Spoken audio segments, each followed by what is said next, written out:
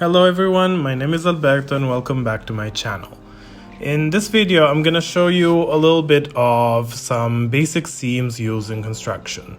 Here we start with the plain seam. I have two pieces of fabric. I marked the right side of the fabric, and then I'm just going to put one on top of the other and do a simple straight seam.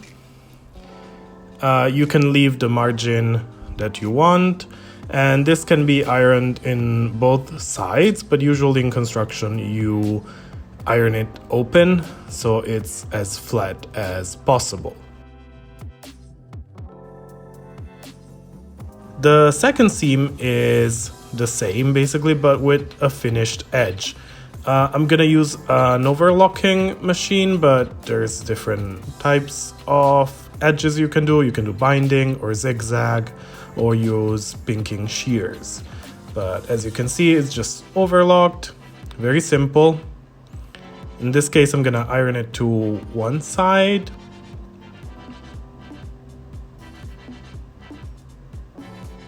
Like that.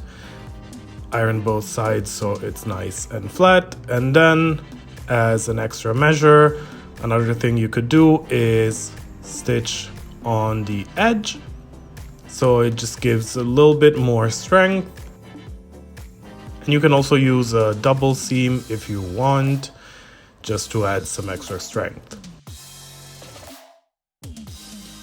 The French seam is very fun. It's mostly used for shirts and for thin fabrics. What you do is you take two pieces of fabric and do a regular seam, but this time you keep the right side of the fabric outside. And usually you do a very small seam, like 0.5 centimeters at most. So you have the seam on the outside. You iron it flat because it's easier to work with. So you open it and iron.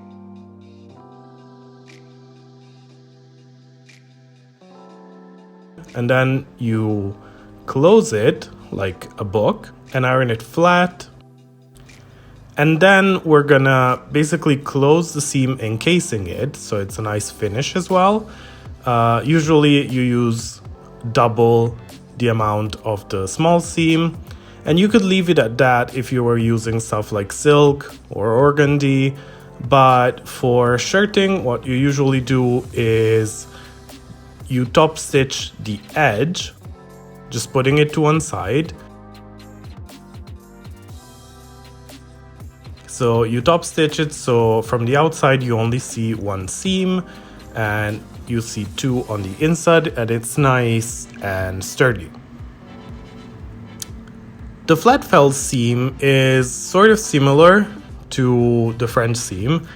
In this case, I used the same seam allowance, so I just do a straight seam. In this case, I keep the wrong side of the fabric on the outside, and then I'm gonna trim one side to about 1/3 of the length it had before.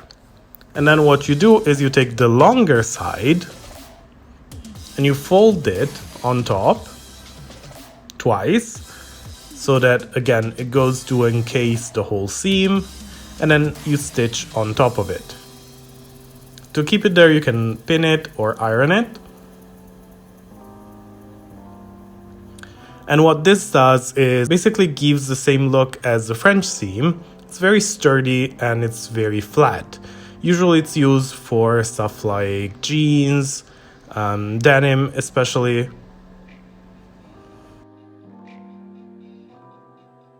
The bound seam is another interesting finish. So what you do is you do a absolutely regular straight seam, and then you take, in this case I have some cotton bias tape, but you can make your own. And then you sew the bias on the side like that, making sure you don't stitch on the other piece of the seam. And then you close it on top. So basically the bias completely covers the edge of your fabric. And this is used mostly for unlined fabrics and garments because it gives a nicer finish.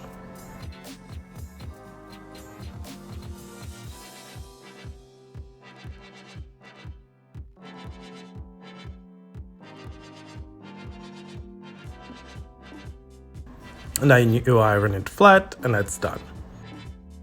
So this is it for now. Thank you for watching. If you liked the video, please feel free to subscribe and put a like. Thank you. Have a great day. Bye.